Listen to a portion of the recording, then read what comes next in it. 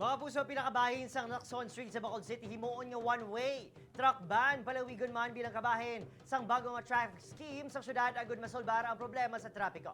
Yaring balita nga itong gitutukan. Sa paggutok sa Dalanon, dala sang Christmas rush, ipatuman sa Bacolod City LGU sa pagpanguna sa Bacolod Traffic Authority ang experimental traffic scheme sa mga highly congested areas sumugod Lunes. Sa panibago ang traffic scheme, mangin one-way ang Dalan na ginaldog gikan sur padulong norte, samtang ang Dalan Gatuslaw naman one-way na gikan norte pa sur. Ang 12th, 14th, 16th, 18th, 20th, 22nd, 23rd, kag 25th Lacson Street ang mangin one-way naman. Himuon ang north side sang ining mga dalan bilang diagonal parking spaces. Samtang tunga naman ang magaserbi access road para sa pila ka mga salakyan.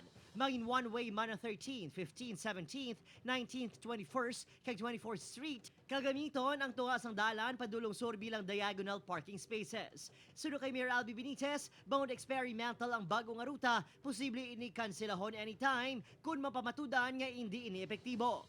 Apang sunod sa mga driver, ang one-way traffic scheme ang magaresulta lang sang dugang kapyardihan sa mga kainila nga nag-double time kung tani isubong ang Christmas season.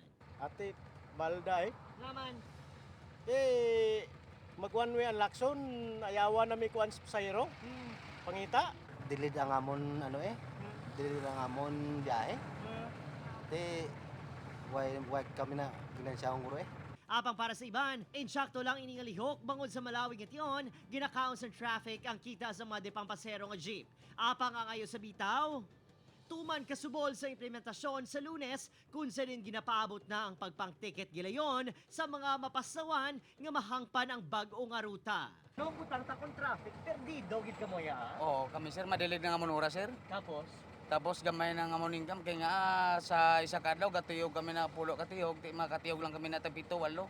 Pangayo lang sa bitaw kung pwede nga pabaloon lang ang mga driver para makapreparar man.